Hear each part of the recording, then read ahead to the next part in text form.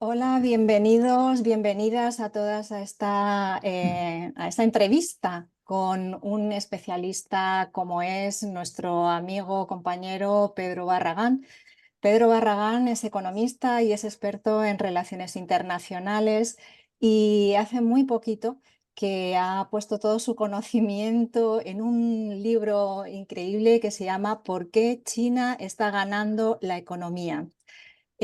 Perdón, ¿por qué China está ganando? Es el título principal. Luego tiene un subtítulo que es La economía china y la nueva guerra comercial norteamericana. El debate de hoy que vamos a tener en el FAI, bueno, más que el debate, esta entrevista, intenta aclarar un poco qué es lo que está pasando en este contexto internacional, qué es lo que pasa con China, pero también qué lugar ocupa en la geopolítica, en la economía. Y nos gustaría empezar preguntándote, Pedro, ¿de qué va el libro? Hola, ¿qué tal? Muy buenos días, Ángeles, y muy buenos días a todas y a todos. Es un placer estar aquí charlando con vosotros esta mañana. El libro lo que pretende de alguna forma es intentar presentar al lector español occidental y una caracterización o una documentación sobre China.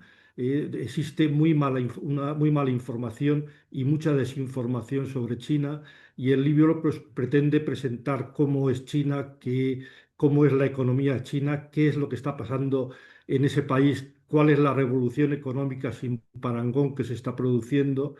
Y tiene una tercera parte que analiza la guerra comercial y tecnológica de Estados Unidos contra China. Este es un poco el libro. Es un libro extenso, pero es un libro que se lee fácil porque no es como una novela que no hay que perder el hilo, que el libro se puede leer hacia adelante, hacia atrás, saltarse capítulos, etcétera, porque es también un libro que pretende ser un libro de consulta de la economía de China. Tiene muchas gráficas, muchos cuadros, aporta mucha información actualizada y este es el objetivo. El objetivo es contribuir a la información sobre China, que sabéis que China es ese país gigantesco que hay en Asia, con 1.400 millones de habitantes, que tiene una crisis económica tremenda, que quiebra todos los años, según leemos en los periódicos, que estuvo a punto de quebrar en el 2000, en el 2001, en el 2, en el 3, va quebrando todos los años, y sin embargo es el país que está haciendo la mayor revolución económica del mundo. Quiero decir con esto que la información que vemos en la prensa es tan absolutamente sesgada y maliciosa que produce risa en este sentido.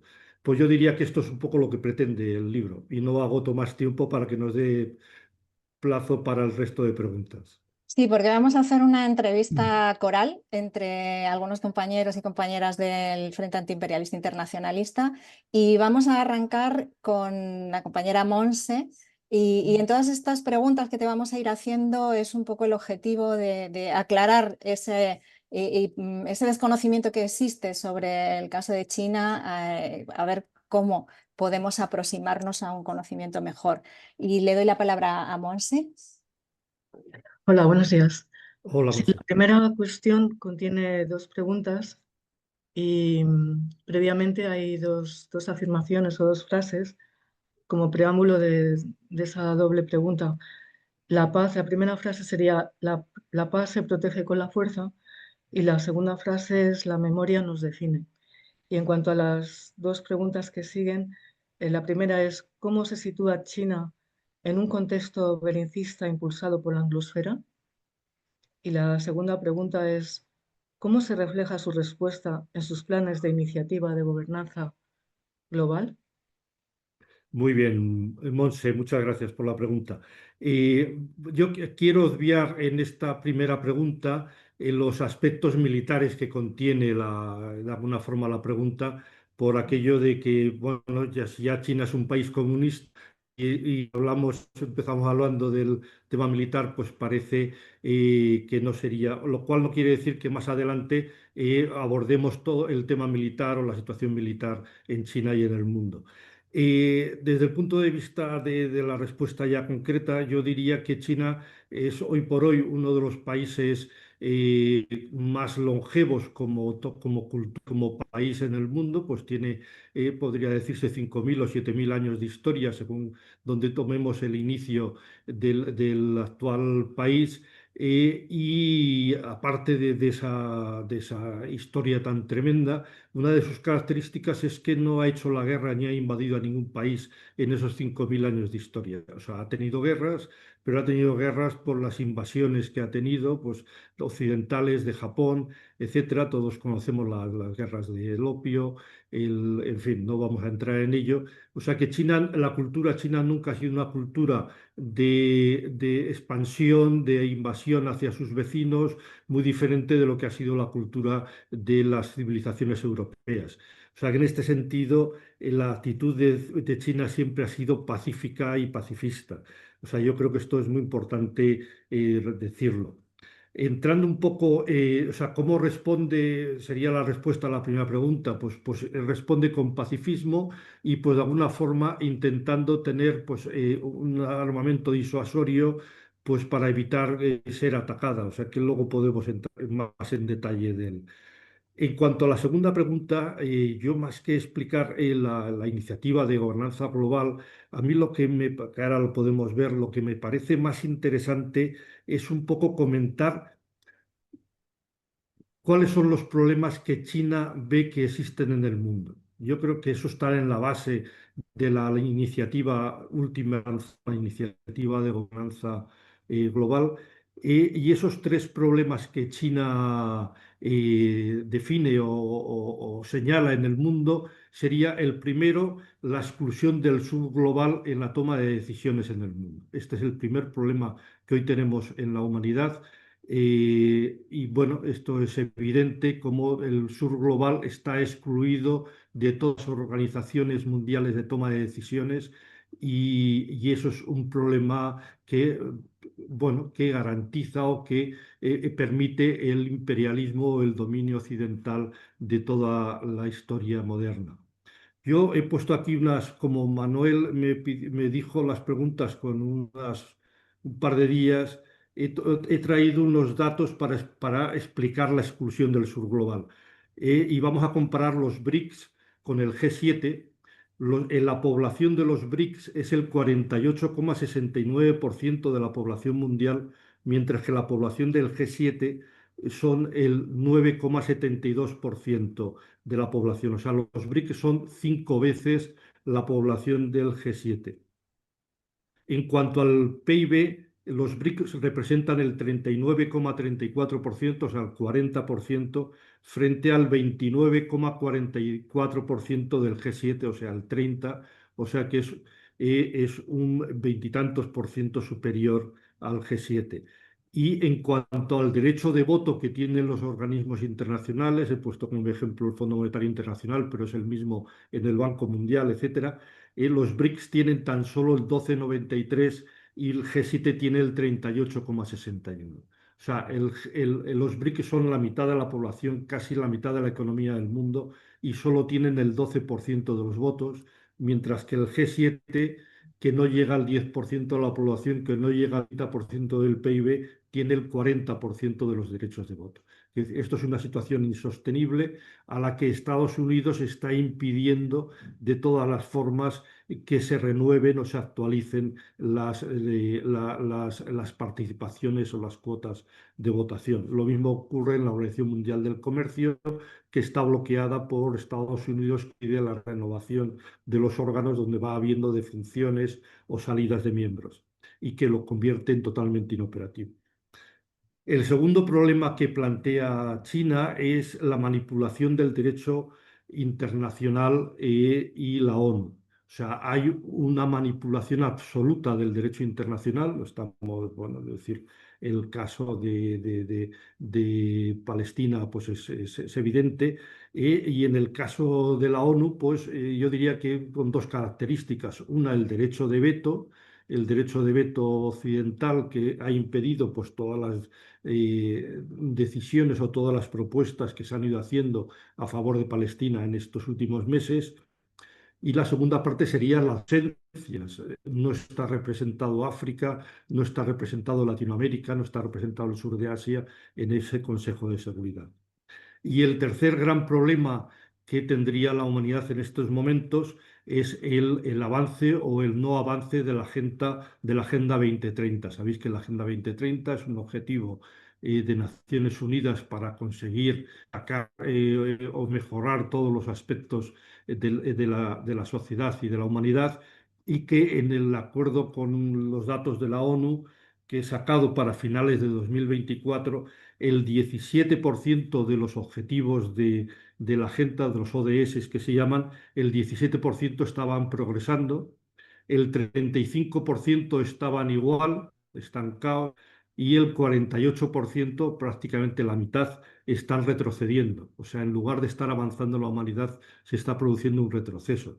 Y en los que más retrocesos se están produciendo son en las dos más importantes. El primero es el hambre y el segundo la pobreza. Es decir, estamos además estos días teniendo noticias en este sentido. O sea, que estos serían un poco los tres problemas que identifica China y sobre los que plantea la iniciativa de gobernanza global.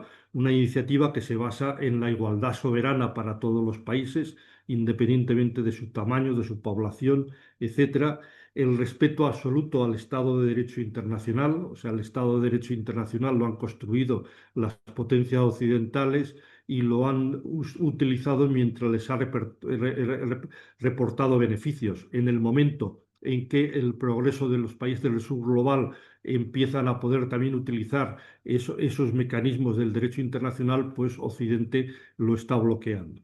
La tercera cuestión sería el multilateralismo. China apuesta totalmente por el multilateralismo y en contra de acuerdos bilaterales o de las decisiones. Algún periódico publicaba estos días de la izquierda en España, pues que si el acuerdo China-Estados Unidos era un acuerdo al margen de la Organización Mundial del Comercio, en absoluto. China apuesta por el multilateralismo total. El cuarto punto es que tiene que estar centrado en las personas. Todo esto es un punto central de toda la política y la estrategia china. Y el último, que tiene que adoptar medidas concretas, que no tiene que ser acuerdos verbales o generales, sino que tiene que basarse en acuerdos concretos. Pues bueno, esto sería un poco la respuesta, por no alargarme más. Sí, bueno, y al hilo de lo que estás contando, realmente China, en su trayectoria histórica, nos has hablado de cómo no ha tenido una política intervencionista en ningún momento, pero sí, ahora, por lo que estás diciendo, esa relevancia económica también se traduce en una relevancia a nivel internacional y un papel que está jugando a nivel internacional muchísimo mayor que lo que ha tenido en años anteriores. Y todos estos objetivos, ¿no?, que se está planteando China no solo afectan a China, afectan a un nuevo orden, o sea, está apostando por un nuevo orden internacional. En ese sentido, hay como una preocupación que subyace a la gente militante, por ejemplo, con el caso de Palestina en general lo que ocurre en Oriente Próximo. Digamos que China ha tenido unas declaraciones en relación al genocidio en Palestina, pero no ha ido más allá de esas declaraciones. ¿Cómo ves tú por un lado, ese mayor papel que está jugando China en la esfera internacional, en el tema de la paz, por ejemplo, de la guerra y de los conflictos, al mismo tiempo que no parece que esté actuando de forma eficaz, ¿no? E- Equivalente a ese poder que tiene en lo económico?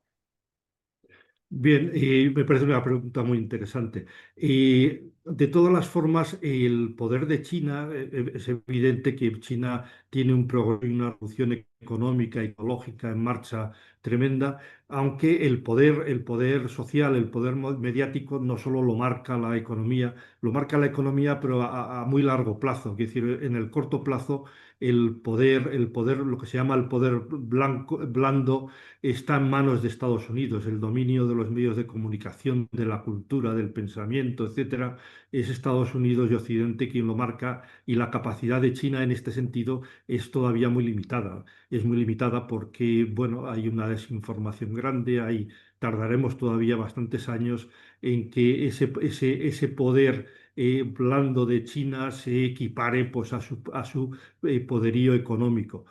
No quita esto para que ellos intenten aportar. Has mencionado el tema de la paz y ha hecho propuestas de paz tanto en el caso de Palestina como en el caso de la guerra de Ucrania. En ambos casos, en las propuestas de China, pues en Occidente hemos visto cómo bueno, se despreciaban en todos los medios de comunicación y no han cuajado. Es decir, China no ha conseguido cuajar sus propuestas de paz ni en Centro Europa, ni en el caso de Palestina. En la influencia de China en el caso de Palestina, a pesar de ese fracaso de su propuesta de paz, pues yo creo que ha tenido algunos éxitos. El primero sería el acuerdo que se hizo el año pasado de la unificación de los 14 partidos palestinos, que se hizo bajo la influencia, presión, consejo, y que se celebró precisamente esa unificación en Pekín. O sea, se formalizó allí la foto de todos los partidos, aunque, bueno, el desarrollo de los acontecimientos en este año que ha venido, pues esa unidad de todos los partidos, pues todavía no ha presentado los frutos que todos creíamos que iba a tener. En la posición de China ha sido muy tajante y no nos lo han explicado los medios occidentales. China no ha condenado en ningún momento a Hamás. China no ha condenado el ataque de Hamás. Es decir, eso es parte de una guerra que inició Israel y que el bando, pues también tiene acciones militares violentas. Es decir, son tan condenables unas como otras. China ha condenado la violencia en general, pero no en particular de decir que Hamás es un grupo terrorista, que no lo es, o que los ataques han sido unos ataques terroristas, que no lo han sido unos ataques militares de defensa del pueblo palestino frente a la agresión y el genocidio israelita. China, otro de sus saberes sería pues, que ha sido el país que ha encabezado todas las propuestas que ha hecho el Sur Global en la ONU a favor de Palestina. Yo me apuntaba aquí cuatro para mencionar: el cese inmediato de los bombardeos, la protección de la población palestina, el reconocimiento del Estado de Palestina y la adhesión plena de Palestina como Estado miembro de pleno derecho en la ONU. O sea, estas cuatro propuestas es China quien las ha defendido y quien ha conseguido el apoyo mayoritario de todos los países del mundo, pero que ha sido vetado por Estados Unidos, lo que hablábamos antes. La ONU tiene un funcionamiento ejemplar en el sentido de que todos los países valen lo mismo, pero defectuoso en el sentido de que hay unos mecanismos de veto en manos de Occidente que le impiden funcionar. China además se ha opuesto a la gestión de Gaza por alguien que no sean exactamente los mismos palestinos, que yo creo que eso es la clave ahora mismo, que es decir, China tiene una posición fuerte en el sentido de que quien tiene que gobernar Gaza en estos momentos son los palestinos y ninguna fuerza ni organismo exterior a Palestina, a los palestinos. Y lo que sí comparto contigo, Ángeles, es que China no ha suspendido las relaciones comerciales con Israel. Esto es cierto. Bueno, de hecho, solamente creo que hay un único país en el mundo que ha suspendido las relaciones comerciales con China, que es Turquía. Yo no tengo noticia de ningún otro país a nivel mundial que haya suspendido las relaciones comerciales con Israel. Lo que sí que hay es China no, a pesar de que hemos podido leer en algunos medios españoles que si China ha vendido armamento a Israel. China no ha vendido en ningún momento armamento a Israel. Yo creo que esto sería un poco la caracterización de la posición de China en Palestina. Y bueno, una presión que parecía que podía haber sido mayor por la capacidad que está demostrando de influencia en los países árabes, pero que tampoco ha conseguido decantar totalmente a los países árabes a un apoyo mucho más drástico de Palestina. Yo personalmente pensaba que tras el acuerdo que había logrado entre Arabia Saudita e Mm. Irán y suspender la guerra entre chiitas y sunitas, eso podía haber un prolegómeno, podría haber desatascado el problema palestino y sin embargo, pues no lo ha conseguido. Eso es evidente y hemos asistido y estamos asistiendo cada día a este genocidio cruel, sanguinario, que no tiene parangón, ¿no? Sí, muchas gracias, Pedro. Vamos a darle la palabra a Joaquín, que va a incidir un poquito más en el tema de la economía, va a aterrizar más en lo económico. Adelante, Joaquín. Pues hola Pedro y muchas Hola, gracias Joaquín. por tu libro, le he disfrutado. Preguntarte, ya entrando en la temática de la guerra comercial, ese tira y afloja con los aranceles como punta de lanza, ¿qué importancia tienen las inversiones extranjeras para la economía china? En este contexto, ¿no?, en el que las debilidades y las fortalezas económicas se están poniendo a prueba a diario.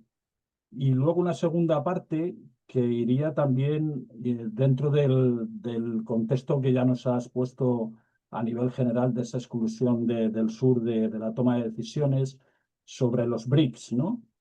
En dos aspectos concretos, ¿no?, desde el punto de vista económico. Cómo se está comprometiendo el gobierno chino con los BRICS para generar alternativas al sistema SWIFT, eh, que es el del sistema de intercambio interbancario. También el tema de la proliferación de las monedas locales frente al dólar, ¿no? Y ese también corredor del oro que se ha puesto en marcha últimamente. Muy bien, Joaquín, pues vamos un poco a meternos en ello. El tema de la inversión extranjera, yo creo que la inversión en un mundo multilateral en el que estamos viviendo, la inversión extranjera es muy importante para todos los países del mundo. Ahí estamos viendo las medidas de presión de Trump para forzar a sus aliados a que inviertan las empresas de sus países aliados en Estados Unidos. O sea que para todos los países es importante y sobre todo es muy importante para los países del sur global. El sur global necesita disponer de esa inversión extranjera. Sí, mira, o sea, ¿es importante la inversión extranjera en China? Sí, lo es importante. Y fue mucho más importante hace unos años que lo que es ahora, porque no hay duda que la inversión extranjera fue uno de los desencadenantes del progreso de la revolución económica que ha llevado a cabo China y lo sigue siendo hoy. El problema de la inversión extranjera frente a la guerra comercial pues lo que marca simplemente es el fracaso de la guerra comercial. O sea, la guerra comercial que ha intentado, no sé si luego profundizaremos en ello, supongo que sí, de Estados Unidos está fracasando. Es decir, estos nuevos etapas o nuevas amenazas o nuevos frentes que cada pocos meses Estados Unidos lanza contra China, lo único que hace reflejar es el fracaso de todos los anteriores. Como no lo ha conseguido, pues se inventa o busca otro camino dentro de esta guerra comercial, que lo único que busca esta guerra comercial es bloquear la economía de China. Voy a decir las cifras en términos absolutos, pues no las tengo apuntadas, pero el problema de fondo que tiene Estados Unidos con China es que Estados Unidos tenía el 19% del PIB mundial en el año 2000 frente al 6 y pico por ciento de China, y en el año 24 China tiene el 19 y bastante por ciento del PIB mundial y Estados Unidos se ha quedado en el 14%. Este sorpaso económico que ha hecho China a Estados Unidos no lo puede soportar, y es el origen de la guerra comercial y tecnológica intentando bloquear la economía china. Esa es toda la historia, todo el trasfondo de ese cambio de ese mundo feliz que hemos vivido estos últimos quinquenios, pues a la situación de los últimos años. Porque además hay que tener en cuenta que China tiene tres graves faltas que son insoportables para Estados Unidos y Occidente. O sea, los chinos son comunistas, los chinos no son anglosajones, y encima no son cristianos, o sea, lo tienen todo, no son blancos, o sea, es algo, y dices, pero bueno, esto es insoportable, que un país con estas características y estos defectos pueda sorpasar al capitalismo occidental. Bien. Pues dicho eso, China sigue siendo el principal receptor de la inversión extranjera en el mundo hoy día y eso avala pues el fracaso de la guerra comercial, porque es evidente que esas empresas norteamericanas o esas empresas australianas o francesas o japonesas que invierten en China, pues lo hacen sin miedo a poder exportar sus productos desde ese país hacia el resto del mundo. O sea que marca el fracaso de la guerra comercial. En la segunda parte de la pregunta, que es muy interesante, el compromiso con los BRICS y con las alternativas al SWIFT, yo diría que el compromiso de China con los BRICS es total. eh. China además sigue apostando por la ampliación de los BRICS. Sabéis que los BRICS han adoptado una fórmula que han crecido con una serie de nuevos miembros y otros que se han asociado a los BRICS, que se considera como una etapa intermedia para adherirse y luego a la organización, y luego hay otra cadena de países que están solicitando el ingreso en los BRICS.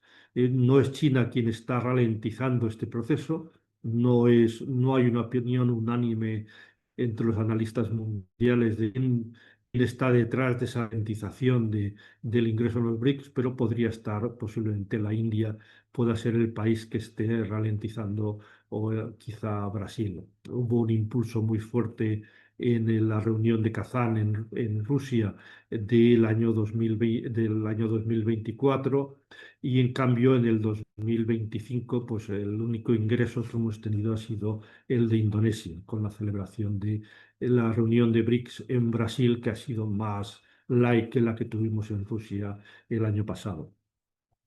Y el papel en el tema financiero, que es un poco la pregunta, porque entiendo que por donde se dirige la pregunta de las alternativas al SWIFT y al dólar y al apoyo de las monedas locales, lo que hay que tener en cuenta es la importancia que China tiene dentro de los BRICS. A mí me está saliendo un mensaje de que la conexión es inestable. Si veis que no me oís bien, me lo decís y paramos un minuto y busco un repetidor o cambiamos a otra. Parece que se ha ido el mensaje. Estábamos diciendo que el papel de China en los BRICS es muy importante en el tema financiero porque el PIB de China dentro del PIB de los BRICS es prácticamente la mitad. O sea que cualquier cosa que haga China a nivel financiero tiene una importancia decisiva en el grupo por el volumen que tiene con respecto al conjunto de los BRICS. Eh, la posición de China con respecto a la desdolarización, pues hay dos vías. Una vía es la generación de una moneda común de los BRICS, que podemos hablar de ella, y también sería la liberalización del yuan. El yuan va tomando una posición cada vez mayor dentro de su uso en los intercambios internacionales, pero está por el orden del 3,5% y por ello, o sea que está muy baja, incluso yo diría que está por debajo de la libra esterlina todavía. Y para que China pueda liberalizar totalmente el yuan, que daría más aire al uso de todas las monedas locales, tiene un problema. El problema que tiene es la capacidad que tiene Estados Unidos y Occidente de provocar una crisis financiera y tratar de hundir la moneda china. O sea, que está tratando por todos los medios de hundir la economía china, es evidente. China, para evitar que Estados Unidos pueda hundir la moneda china, tiene la mayor caja de efectivo que hay en el mundo. Tiene 3,5 billones de dólares en efectivo en caja para hacer frente a cualquier problema financiero que se pueda producir. O sea, tiene más del doble que el siguiente país que tiene mucha caja en efectivo, que es Japón. O sea que, a pesar de eso, la política de liberalización financiera de China va lentamente para asegurar que Estados Unidos no pueda provocar una crisis financiera en Asia. Eh, ¿Cómo se está actuando? Por lo que están actuando China con todos los países BRICS, con los préstamos entre bancos centrales. Son préstamos swap, no préstamos, son intercambios de moneda que se hacen entre el Banco Central brasileño y el Banco Central de China, y esto permite que dar respaldo a todas las operaciones en moneda local de las empresas brasileñas y chinas entre ellas. Lo que está habiendo es un desarrollo de acuerdos swap entre bancos centrales de los BRIC que facilita el intercambio en monedas locales que están respaldados por esos fondos en moneda que tienen los bancos centrales para respaldar o garantizar todas las operaciones que las empresas realizan. Y yo creo que el tema de la moneda de los BRICS es un tema que va a ir despacio, sobre todo por la fuerte diferencia de PIBs que hay entre ellos, como comentaba, y bueno, están avanzando, eh, pero el mundo avanza a mucha velocidad, porque lo que último que estamos viendo es que el BRICS Pay, creo que se llamaba, el BRICS Pay, que era el sistema de pago en moneda local entre países, pues lo está avanzando otro sistema de pago en monedas locales sustitutivo al occidental que ha puesto en marcha inicialmente Indonesia, que ya lo están utilizando casi todos los países en Asia y podría ser es ya en Asia la alternativa a Visa y a Mastercard, es decir, que es el sistema por el cual los particulares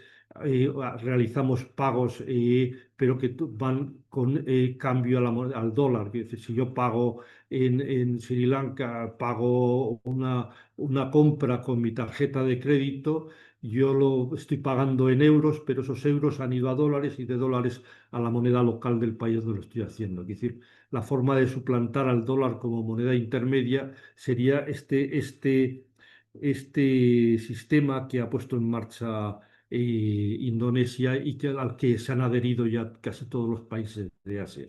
Esto, pues, más el BRICS Pay, más las iniciativas, yo creo que permite que la tendencia del dólar siga siendo claramente descendente. Bien, pues vamos a continuar con uno de lo que tú señalabas como uno de los grandes pecados o elementos que no puede tolerar Occidente respecto a China. Y le vamos a dar la palabra a Paco, que va a hacerte la siguiente pregunta. Abre el micrófono, Pues Paco. Mari Carmen, ¿no? Es Mari Carmen, ¿no? Según Ay, el perdón, puesto. perdón, Vale. perdón, lo que pasa, Me da lo igual, que- Pero sí, vamos a darle la palabra a Paco porque creo que tiene más que ver con lo que ha estado bueno, contando Pedro ahora. ¿Os está bien. parece? Vale, Venga. claro. Vale, bueno, muchas gracias. Hola, Buenos días, Paco. Pedro. ¿Qué tal? Mi pregunta era un poco relativa al desarrollo capitalista en China, ¿no? En China, tras el final de la Revolución Cultural y la rehabilitación de Deng Xiaoping, pues cambió drásticamente su política económica, se abrieron espacios económicos para la inversión extranjera y se iniciaron procesos de acumulación capitalista, primero participadas con empresas mixtas, chinas y extranjeras, pero según el propio desarrollo capitalista en China fue aumentando el proceso de acumulación, hubo también desarrollos capitalistas locales chinos, de grandes corporaciones chinas privadas que tienen una parte significativa dentro de la economía china. Y es cierto que el control social, el control político ha sido siempre y sigue estando en manos del Partido Comunista Chino y que digamos que el poder político de esta burguesía china o este empresario chino que ha aparecido, pues está muy limitado. También es verdad que ha tenido altibajos y en la época de Hu Jintao hubo algunos procesos especulativos y hubo algunas dificultades, ¿no? Entonces la pregunta es, ¿cómo China, cómo el Partido Comunista Chino, cómo el gobierno chino está asegurando que mantiene esa capacidad de control social de la economía y del interés general del pueblo, ¿no? Es verdad que desde la época de Xi Jinping las desigualdades que generó inicialmente el desarrollo capitalista chino se han reducido muchísimo, ha habido una reducción de la pobreza fundamental en este periodo de Xi Jinping, pero ¿cómo el gobierno chino va a asegurar que no van a coger masa crítica esos poderes económicos, capitalistas, privados en China y van a tener una influencia o incluso un peso político mayor que el que tienen ahora? Muy bien, gracias Paco por la pregunta. Me parece muy interesante y ya está quizá que tenemos que darle un poquito más de tiempo a la respuesta. Las preguntas son interesantes, como te digo, aunque discrepo totalmente en la introducción con la que las acompañas. En China no hay desarrollo capitalista, en China hay desarrollo socialista, que hay capitalismo en China. En China hay socialismo y el problema es, pues bueno, la propia conciencia o forma o las propias tendencias del pensamiento de la izquierda en Occidente o en Europa que tenemos sobre el capitalismo y sobre el socialismo. Por eso voy a intentar, antes de responderte a las preguntas concretas, pues explicar por qué China es socialista y China no es capitalista. Pues China, la gran diferencia, yo creo que eso tuve ocasión de hace un año o dos o tres de comentarlo con vosotros, hablando sobre China, y la gran diferencia del socialismo chino con la experiencia que hemos tenido en Europa con el socialismo, la experiencia de la Unión Soviética y de los países del este de Europa. Fue una experiencia pues, que resultó traumática en el sentido de que, bueno, terminó siendo cercada por el imperialismo. Eso provocó pues, sus problemas económicos y finalmente su desaparición como experiencia socialista. Y además tuvo problemas serios por la presión ideológica y de los medios en cuanto a la libertad de expresión, o sea, tuvo problemas de consumo, tuvo problemas de libertad de expresión, tuvo toda una serie de problemas que nos han generado una imagen del socialismo y pues que totalmente diferente del socialismo chino. El socialismo chino es un socialismo, por una parte, de la abundancia, porque allí todo el mundo, como es el país que lo produce todo para todo el mundo, pues son los primeros en tenerlo. Es un país de una libertad absoluta, es un país que ha estado mandando a 360.000 estudiantes a las universidades chinas cada año hasta que no les han dejado entrar, y sin ningún problema que los adoctrinen o a que se queden allí los mejores. No tiene ese problema de que la gente se le escape, no tiene ese problema de adoctrinamiento. Es el mayor mercado para las películas de Hollywood, que son lo más proamericano. Es decir, China no tiene unas limitaciones. Su apuesta por el socialismo es tan potente que pasa por encima de todas esas minucias y entonces eso da una imagen absolutamente diferente de China.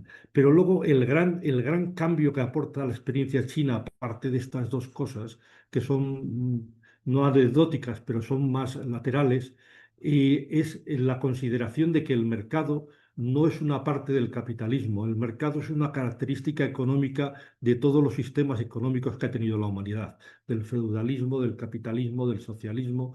Lenin también hizo algunas experiencias, etcétera, que no pudo llegar a concluir. Y la consideración del mercado como un elemento económico más del socialismo es lo que caracteriza al socialismo chino. Y durante una época hemos considerado los marxistas, perdón, hemos considerado que el socialismo tenía que ser la propiedad pública del Estado de la totalidad de los medios de producción y eso se ha demostrado imposible de gestionar. Un país pequeño pues puede ser a lo mejor fácil de gestionar o una cooperativa o tal, pero un país que es como un continente de 1.400 millones de habitantes no se puede gestionar con la propiedad pública absoluta de todos los medios de producción. Es decir, China no ha llegado a estas conclusiones reuniéndose en una mesa y estudiando a fondo. Lo han llegado pues a base de experimentar socialmente diferentes alternativas. Pues tenemos el gran salto adelante, por ejemplo, pues que era un sistema de colectivización de la producción del acero para conseguir sacar el acero, la producción de acero adelante, pues ya sabemos todos pues que aquello terminó pues con varios millones de personas muertas de hambre. Es decir, el crack económico que pasó el país, el hundimiento de la economía. Quiero decir que a estas cosas pues los líderes políticos van encontrando el camino, pues probando alternativas, viendo esto no funciona y van descubriendo, bueno, pues es el camino que la sociedad que construye la historia. Entonces, este mecanismo del mercado no es el socialismo. Yo pondría un poco es decir, ¿por qué podemos también afirmar que no es que no es capitalismo la economía china? Pues por una parte, por la presencia del Partido Comunista al centro del gobierno del país, porque son las personas las que están por delante en todos los procesos políticos y económicos, porque es una economía planificada, con los planes quinquenales que marcan el rumbo de la economía, y por la propia fuerza de las empresas públicas.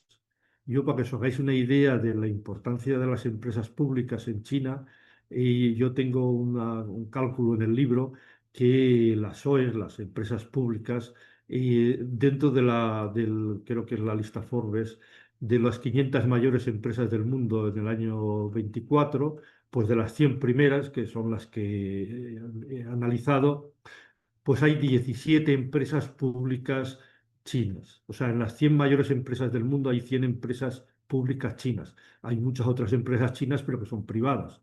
Huawei, Alibaba, etcétera. Hay 17 empresas públicas. ¿Cuántas empresas públicas hay en las 100 mayores empresas del mundo que no sean chinas?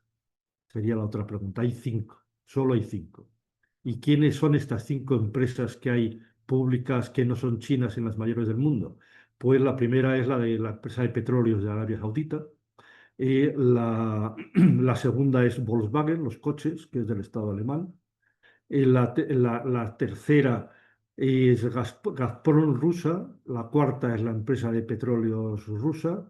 Y la quinta es Enel, la empresa italiana, que España, después de privatizar Endesa, le vendimos a la empresa pública de electricidad italiana, le vendimos Endesa privatizada. O sea, en fin, este chiste estúpido que hicieron las autoridades españolas. O sea, solo hay esas 5 empresas entre las 100 mayores del mundo públicas que no sean chinas. Es decir, la diferencia de la potencia de las empresas públicas en China pues es patente. Venga, y nos metemos a contestar a las preguntas concretas que me hacías. Bueno, quizá decir una última cosa porque a la hora de pensar de si China es capitalista o no, yo creo que tenemos que quitarnos de la cabeza el problema de analizar el mercado o no el mercado, porque yo creo que el mercado, ahora entraremos en ello, son las leyes socialistas las que marcan el mercado. Yo creo que hay que mirar el dónde están las personas en esa sociedad, dónde se sitúan las personas. Eso es lo que define a un país como socialista, ¿no? Entonces, la mayor crítica que el trotskismo suele hacer a China y la acusa de capitalista es por la desigualdad.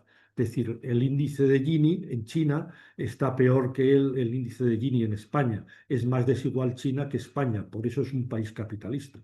Bueno, ese sí que es un análisis más certero desde mi punto de vista a la hora de analizar la situación del capitalismo, socialismo en China. En cualquier caso, yo diría que el índice de Gini, que sirve para medir la desigualdad en países maduros, para los países en desarrollo, el índice de Gini yo creo que no mide bien el nivel de desigualdad. Yo pongo siempre el ejemplo de un país africano en la absoluta miseria. Tiene el índice de Gini va de 0 a 1, 0 todos iguales, 1 todos desiguales. Y ese país en la absoluta miseria tiene un índice de Gini 0, o sea, está perfecto. Pero llega un momento que en un sitio, en un rincón del país, se construye una empresa, una fábrica que fabrica carros para exportar o lo que sea, bueno, hay un sector que empieza a vivir un poco mejor, pues el índice de Gini se empieza a disparar porque crece la desigualdad. Y según salen más setas como esa que van floreciendo en ese país, el índice de Gini va empeorando, se produce un empeoramiento del índice de Gini hasta que llega un punto en que se da la vuelta y baja. O sea que el índice de Gini en los países que en desarrollo tiene un comportamiento como una parábola, más que en el caso de China la desigualdad proviene fundamentalmente de un sector primario de China, la agricultura fundamentalmente, el sector primario de China produce el 6,8% del Producto Interior Bruto, del PIB nacional. O sea, son el 6,8% de la economía de China. La población activa que trabaja en el sector primario es el 22% de la población. O sea, el 22% de la población activa produce el 6,8% de la riqueza nacional. Eso, repartas como lo repartas, sale mal, porque además cuando decimos sector primario estamos diciendo mundo rural, mundo urbano, o sea, el mundo rural y la productividad del mundo rural con respecto al mundo urbano, que además están también geográficamente separados, unos en el interior del oeste y las ciudades en la costa del este. Y esa es la fuente, es decir, ¿por qué se produce esto? Pensar que en España en el sector primario debemos tener al 2%, no sé si llega, de la población activa. O sea, que todavía China necesita ir trasladando del sector rural al sector urbano, pues para tener el nivel de urbanización que tenemos nosotros en España, le falta unos 300 millones de personas de mover. Y entonces el origen, ¿qué es? La falta de productividad del sector primario. ¿Qué va? El sector primario, la productividad crece de una forma espantosa. Claro, lo que pasa es que China era un país agrícola hace 4 días. El 78% de la población activa estaba en la agricultura hace 30 años. Esto es un proceso creciente a una velocidad espantosa, pero que hay que trasladar a muchos millones, cientos de millones de personas a las ciudades, de urbanizarlos. En fin, es un proceso que es muy rápido, el crecimiento de la productividad es más rápido en el campo que en la ciudad, pero a pesar de eso, la diferencia, si comparas la renta de los hogares urbanos con la renta de los hogares rurales, pues invito a verlo en el libro, que hay un capítulo dedicado a ello, pues podéis entender dónde se mantiene el núcleo central de la desigualdad económica en China, que es en el avance del sector rural hacia el sector urbano. Venga, entonces nos metemos ya a responder a las preguntas, es decir, ¿puede apoderarse el mercado del gobierno socialista? He entendido que es un poco tu centro de tu pregunta. Yo creo que no. Yo creo que no, porque yo insisto en que eso es un poco una cierta prejuicio que tenemos en la izquierda europea. El mercado socialista funciona a través de las leyes. Es, no es el mercado el que se apodera, no es el mercado el que se puede apoderar del gobierno en China, porque el mercado no gobierna. Quien gobierna son las clases sociales. O sea, quien gobierna en Estados Unidos no es el mercado, es una clase social, la oligarquía norteamericana, que tiene dos partidos, el Partido Demócrata y el Partido Republicano, que se alternan, que si alguna vez ha salido un tercer partido, pues lo han hundido económicamente y si no los ha asesinado en las calles con metralletas. Es una clase social la que domina en Estados Unidos. La cosa es que esa clase social se caracterice por ser corrupta, etcétera, etcétera. Pero es una clase social. En China pasa lo mismo. Es una clase social, la clase trabajadora, la que domina el socialismo a través del Partido Comunista y de las instituciones chinas. Es muy difícil que el mercado se apodere de eso. Lo que sí que puede ocurrir es que el Partido Comunista Chino se corrompa y se degrade y deje de ser un partido y deje de representar a la clase trabajadora. Pero sería un proceso político de clase y no sería un proceso de mercado, de potencia económica, de instituciones económicas. No, son las clases sociales y claro, evidentemente la burguesía podría apoderarse porque en la historia todo puede ocurrir. Un día dentro de 30 años del Partido Comunista Chino y aquello tener una deriva, pero no habría sido las empresas privadas a través del mercado, no, habría sido la corrupción del Partido Comunista, la degradación la que habría perdido. O sea que yo creo que no, yo no veo riesgos a que el mercado suplante el gobierno socialista. Yo me he apuntado para ilustrar un poco esta medida, el, pero casi lo dejamos para más adelante, porque yo hay otra pregunta. Te contesto primero a la otra parte que me decía, es decir, cómo un mercado libre como el que existe en China, pues genera que algunas empresas triunfen, tengan unos beneficios tremendos y genera millonarios a los dueños de esas empresas. Es decir, que eso no hay. ¿Cómo se defiende el poder frente al poder de estas grandes empresas o de estas grandes fortunas en China? Yo creo que el mecanismo sería doble. Por una parte es la política antimonopolio.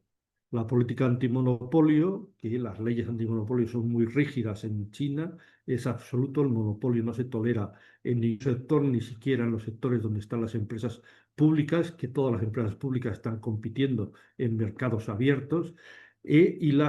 Todo lo demás, además, sería todo el tema de la legislación de la protección de datos, que es lo que impide la acumulación de poder social o político a dueños de empresas que pueden manejar datos sensibles de la población. Y esos serían los dos mecanismos. Si lo miramos desde el punto de vista de cómo pueden influir los lobbies o estas personas en la política, por una parte serían los lobbies y pues evidentemente pueden hacer un lobby y frente al lobby la única alternativa que hay es la lucha contra la corrupción. O sea, cualquier funcionario del Estado en China se puede dejar corromper por una empresa privada para que haga una ley favorable a esa empresa. Es decir, eso es inevitable, se produce constantemente y ahí está la política anticorrupción que necesita tener un país que quiera gobernar desde un punto de vista socialista. La corrupción en China no se tolera a ningún nivel, eso yo creo que todos leemos noticias de vez en cuando de las condenas por corrupción, no se perdonan, o sea, no existen las prácticas corruptas que tenemos, no sé, por ejemplo, en España pues casi todos los médicos van a los congresos médicos gracias a las ayudas de los laboratorios que les financian las estancias y los viajes para poder ir a los congresos médicos. Eso en China son 20 años de cárcel al médico que haga eso. Aceptar una ayuda de un proveedor, un funcionario público, pues eso son 20 años de cárcel. Es decir, la corrupción no se puede, además esto está dentro, que quizá podemos hacer en algún momento un cierto capítulo de cuál es la mentalidad del confucianismo que impera en la forma de pensar de la población china. El tema de la meritocracia y el tema de la corrupción son temas también muy arraigados en la cultura china y eso permite impedir la, la acción o la actividad de los lobbies. O sea que prácticamente es inexistente y está absolutamente perseguida. La segunda forma de influencia sería la filantropía. La filantropía, pues a través de fundaciones. Hay una regulación muy estricta además, es decir, visto desde nuestro punto de vista como personas en el pensamiento socialista, pues las fundaciones hoy en el mundo pues es un pozo de sapos y culebras dedicado a financiar contrarrevoluciones y revoluciones naranja por todos los países del mundo. Es decir, en China no podía ser menos que hay una regulación muy estricta de qué pueden hacer esas fundaciones.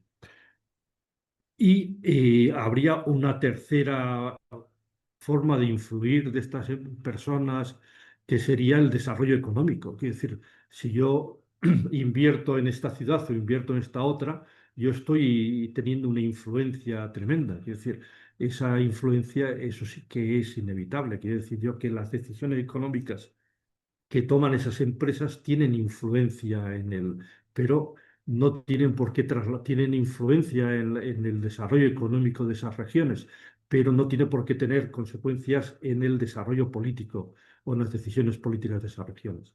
Eh, lo dejaríamos aquí, lo digo por algún ejemplo más que traía, lo podemos dejar para un poco más adelante, que si no nos Sí, llegamos al final. claro, no te preocupes que hay más preguntas en esa misma línea. Sí. De hecho, vamos a darle la palabra a Chema para que matice, incida en alguna de las cosas que has planteado precisamente ahora. Adelante. Bien. Hola, buenos días, Pedro. Hola, Pues Chema, buenos días. precisamente es una continuación de lo que acabas de exponer. Entonces, ¿podrías decir cuál es el porcentaje de las empresas estatales o públicas dentro del PIB chino? Esto es, porque claro, tú mismo has mencionado ahora que en la lista está Forbes, que hay 17 empresas públicas chinas entre las 100 más potentes, pero dentro del producto, bueno, del PIB de toda China, ¿qué porcentaje son las empresas estatales? Luego, una continuación de esta pregunta es cómo están articuladas las empresas privadas. Por ejemplo, tú creo que has dicho que Huawei es una empresa privada, que es además una en el sector de las telecomunicaciones, pues es además totalmente lidera, una de las más potentes en el mundo. Entonces, hay un porcentaje de participación del Estado, o sea, llamémosle un sector de las acciones, o cómo influye el Estado, el gobierno chino en las empresas privadas. En los planes quinquenales que se aprueban priorizan a lo mejor inversiones en determinados sectores. Entonces, ¿cómo el gobierno chino puede orientar a esas empresas privadas? Y luego, lo siguiente, que ahora mismo, bueno, en los últimos años es evidente que China pues ha pasado de ser pues una economía productiva tradicional, por llamarlo así, a una totalmente innovadora impulsada por el gobierno. Y el ejemplo es el poderoso impulso a la robotización y a la inteligencia artificial. Entonces, este impulso a la robotización, a la inteligencia artificial, ¿qué impacto puede tener en el mundo del trabajo y con qué políticas lo va a abordar el gobierno? Y si esto va a tener unos enfoques distintos a los que o a los que se están dando en Occidente, por ejemplo, sobre el tema de la inteligencia artificial. Bueno, son las tres preguntas, no Muy sé. bien, bueno, esto da para otra hora de sesión. Vamos a por ello. Y la cifra exacta del peso de las empresas públicas dentro del PIB no lo tengo exacto. O sea, quiero decir, porque además no está dentro de la tabla de las estadísticas oficiales chinas. El cálculo está entre el 23,1 y el 27,5% del PIB. Es el dato más exacto que tengo, que figura en el libro, respecto a qué parte del PIB son las empresas públicas. En cuanto al empleo, ese es que es un dato exacto, es el 13,8% del empleo nacional. En cuanto al número de empresas, pues está por debajo del 1%, quiero decir, porque las empresas en China son millones de empresas privadas las que hay. Y como sectores donde tiene más peso las empresas públicas chinas es la energía, la infraestructura y la construcción, la tecnología y las telecomunicaciones, la banca y seguros y la metalurgia y minerales. Y yo creo que esos serían los 5 sectores claves de... En cuanto a cómo funcionan las empresas privadas, pues las empresas privadas, yo he intentado ya comentarlo antes, se rigen por las leyes. El socialismo es un conjunto de leyes del Estado. Quiero decir, Las empresas privadas, ¿qué grado de autonomía tiene una empresa privada en China? Fuera de la ley, ninguno. Una empresa privada no puede hacer nada fuera de la ley. Y dentro de la ley, ¿qué grado de autonomía tiene? Total, puede hacer todo lo que quiera dentro de la ley. Eso es igual que pasa en España, igual que pasa en cualquier parte. Si una empresa quiere montar una tienda de regalos en San Blas, desde donde os hablo, pues tendrá que atenerse a las legislaciones de locales de San Blas, a no sé qué, a las empresas de regalos. Si cumple las leyes, pues podrá poner la empresa, vender lo que quiera, elegir sus proveedores. O sea que las empresas privadas tienen absoluto grado de libertad dentro de las leyes. Son las leyes las que regulan lo que hacen las empresas y las personas en una sociedad socialista en este caso. Y, y es el gobierno cómo regula las empresas es a través de leyes. Os voy a contar un caso que a lo mejor ilustra ilustra esto, porque claro, la vida no es tan sencilla, porque las leyes a veces hay que inventárselas para. El caso de Ant Group. Ant Group es una empresa del grupo Alibaba que dio mucho sonará en cuanto hablemos un poco de ello, porque tuvo mucho impacto mediático y terminó provocando la marcha del dueño de Alibaba de China y se vino a vivir a Ibiza. Hemos tenido aquí, hasta acá vuelta a China, pues lo hemos tenido aquí un par de años viviendo. Y Alibaba había desarrollado, antes de lanzar la OPV, la opción pública de evento, la salida a bolsa, la salida a bolsa de Ant Group, había hecho ya dos salidas a bolsa de otras dos empresas, una en el 2014 en Nueva York y otra en el 19 en Hong Kong. Y la OPV, la salida a bolsa de Ant Group, era en la bolsa de Shanghái y en la bolsa de Hong Kong. Y era por 57.000 millones de dólares. Y unos días antes de la salida a bolsa de la operación, el gobierno chino sacó unas leyes nuevas financieras sobre las fintechs, ahora explico qué es eso, y la salida a bolsa, la OPV, se suspendió. Y ahí fue el enfado de este hombre que se vino a vivir a España.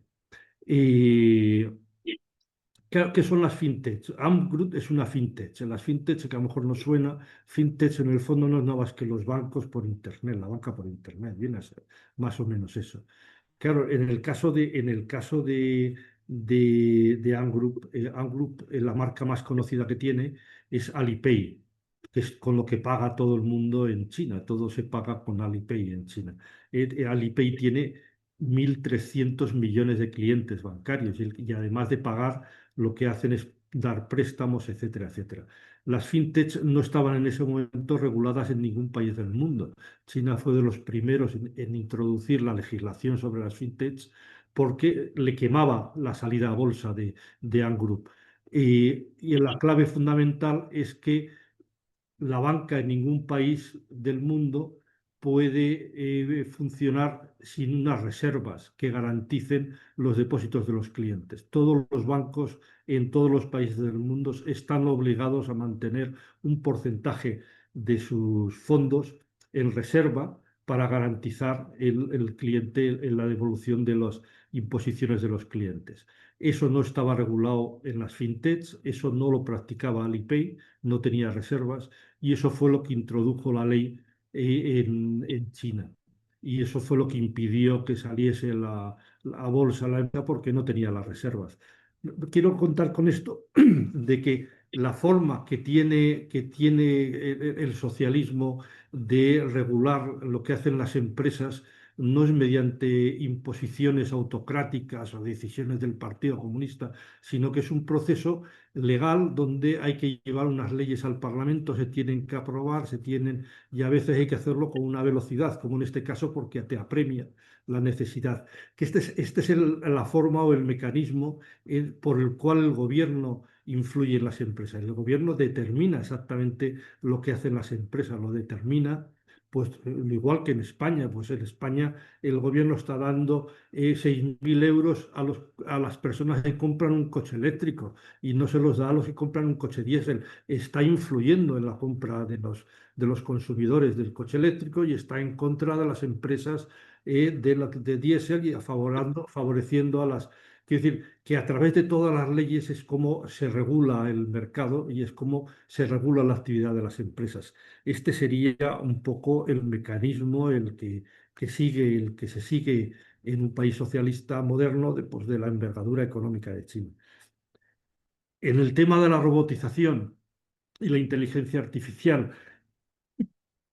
yo creo que hay que distinguir un poco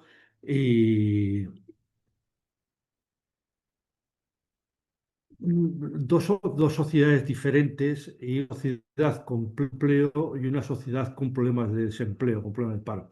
En China es una sociedad con pleno empleo y España tenemos que es una sociedad donde el nivel de paro, aunque está descendiendo, pues es prácticamente insostenible. Quiero decir, es tremenda el porcentaje de población que no consigue encontrar empleo. Las consecuencias sobre el empleo que tienen los desarrollos tecnológicos como la robotización y la inteligencia artificial son muy diferentes en los dos casos, en estos dos casos. De todas las formas, en el caso de China, pensar también que generadores de trabajadores sin trabajo, generadores de expulsiones de trabajadores de su lugar de trabajo habitual, el más grande, muy por encima, muy por encima, muy por encima de lo que pueda provocar la inteligencia artificial y la robótica, está el que ya hemos mencionado, que es reducir ese 22% de la población activa en el sector primario, reducirlo hasta el 4%. Eso supone expulsar al 18% de la población activa de su empleo actual y reubicarlo en los servicios o en la industria. O sea, esa es la auténtica fuente de generación de excedente de mano de obra y de reubicación que está afrontando China pues, a lo largo de estos 25 años de siglo que llevamos, donde ha ido consiguiendo reubicar a esos cientos de millones que se han ido trasladando de la agricultura. Pues el fenómeno de la tecnificación de la industria pues es un fenómeno parecido, es decir, inferior al que se está produciendo en la agricultura, inferior, pero quizá muy importante porque marca los sectores más dinámicos del desarrollo económico, o sea que jugarían ahí. Y ahí yo diría un factor, y es lo que ya ha hecho en China, que no hemos conseguido en España, y es que todo el tema de la robotización y la inteligencia artificial está cambiando o ha cambiado totalmente el sistema educativo. Eso es fundamental, hacer frente, quiero decir, el sistema educativo tiene que integrar estas nuevas perspectivas tecnológicas para poder afrontarlas. O sea, hay que generar especialidades nuevas, hay que introducir estos conocimientos en la propia forma de estudiar, hay que cambiar la forma de aprendizaje, por la memoria al aprendizaje a través de práctico y experimental, algo que si luego tenemos oportunidad de llegar a hablar de la educación, podemos un poco profundizarlo. Hasta aquí, porque se nos va yendo el tiempo de hora. Venga. Sí, vamos a ver si vamos a hacerte, vamos a cambiar de tercio y así te damos un pequeño respirito y vamos a ir sobre la vía cultural y la ideológica. Y vamos a darle la palabra a compañera Mari Carmen para que haga ese pequeño cambio de tercio. Hola Pedro, buenos Hola, días. Mari Carmen. Encantada de tenerte por aquí informándonos Muchas de un tema gracias. tan interesante. Mi pregunta va sobre cómo ha cambiado la mirada de China hacia Occidente en las últimas décadas. Y además te quería preguntar si el hecho de la migración china ha tendido algún puente cultural al ir a los países europeos. ¿Cómo eso ha influido en la mirada que tiene China sobre nosotros? Bien, vamos a ver, la verdad es que no tengo ninguna estadística actualizada de la opinión de la sociedad china respecto a Occidente. La única que tengo ya os la presenté hace unos años, o sea que tiene ya varios años la encuesta, encuesta que hicieron, y no tenía ninguna nueva a mano y no se he traído datos estadísticos de opinión. Eh, yo me gustaría decir que China no es un país de migración, de migrantes.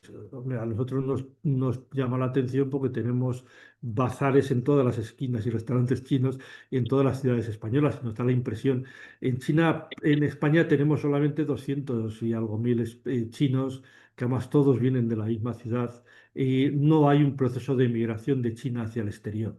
El- es puramente anecdótico el porcentaje de población que emigra al exterior es muy anecdótico.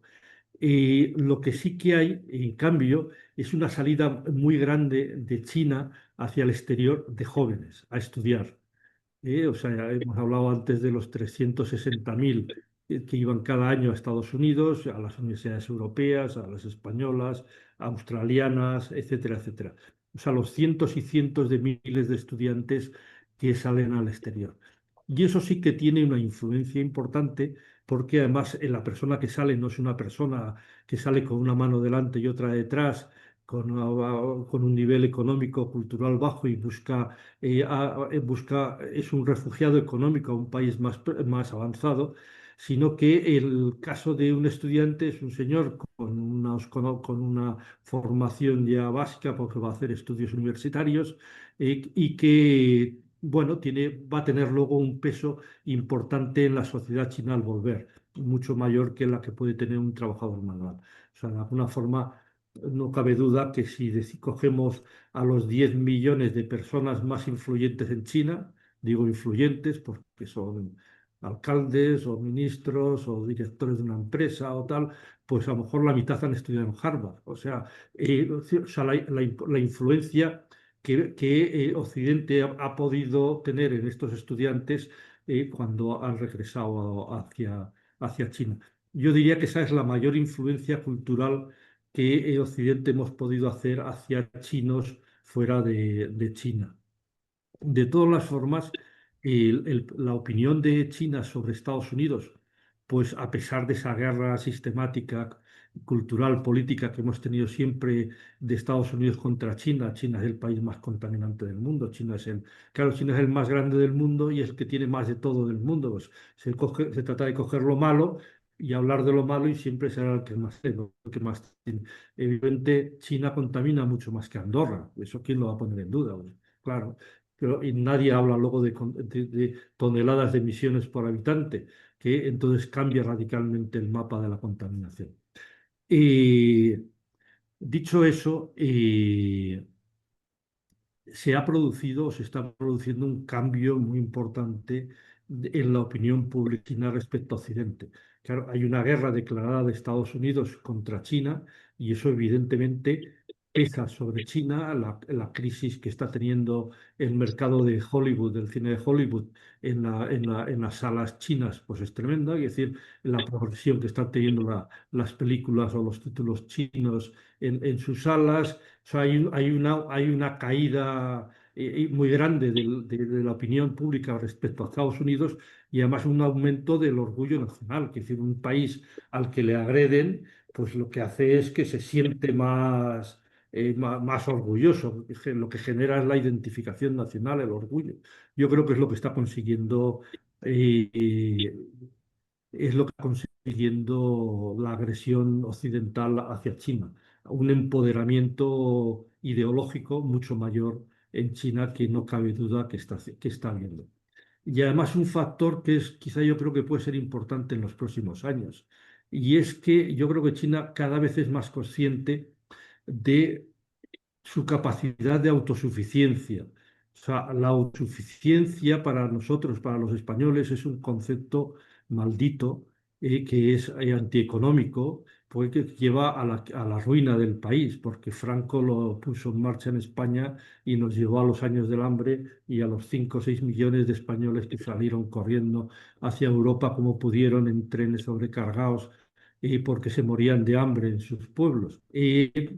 En el caso de China, el tamaño es como son 1.400 millones, es el 18% de la humanidad, y con la clase media más grande del mundo, que en muchos sectores eh, de los percentiles en que puedes dividir a la sociedad mundial, pues es la mitad de esos percentiles de la clase media mundial, pues esa capacidad de autosuficiencia, pues yo creo que empiezan a tomar conciencia, o sea, esa capacidad, eso que se llama ahora la resiliencia, o sea, es un país que no cabe duda que es muy resiliente por esa capacidad de autosuficiencia que tiene, porque una cosa que no hemos mencionado y ahí me gusta decir por todos los lados es que con esto de la guerra comercial y de atacar a China para que no pueda exportar, porque claro, todo el mundo sabemos que China es el mayor exportador del mundo, porque es lo que hemos dicho antes, es el mayor de todo en el mundo, pero China exporta menos que España. O sea, las exportaciones de China sobre el Producto Interior Bruto de China son menores que las exportaciones de España sobre el Producto Interior Bruto de España. Es que las exportaciones de China sobre el Producto Interior Bruto de China son inferiores a las exportaciones mundiales sobre el PIB mundial. O sea, que China no vive de las exportaciones. Otra cosa sería si hablásemos de otros aspectos de las exportaciones. Pero esa capacidad de autosuficiencia, pues también le está dando esa capacidad de orgullo, de reconocimiento nacional, de empoderamiento social, ideológico a la población china. Yo creo que eso es algo que a Estados Unidos se le ha ido de las manos. Es decir, eso, en fin, ha empoderado a la sociedad china, no hay duda. Bueno, vamos a avanzar un poquito. ¿Estás muy cansado? No, no, seguimos un rato todavía. Porque te estamos sometiendo aquí, como decían los compañeros del tercer grado, ¿no? Pero la verdad es que muy, muy interesante todo lo que nos estás contando. Y vamos a seguir con la línea de preguntas relacionadas con lo social, ¿no? Con esa visión, con esa idea que hay que, digamos, desbaratar que tenemos los occidentales sobre cómo es la sociedad china. Y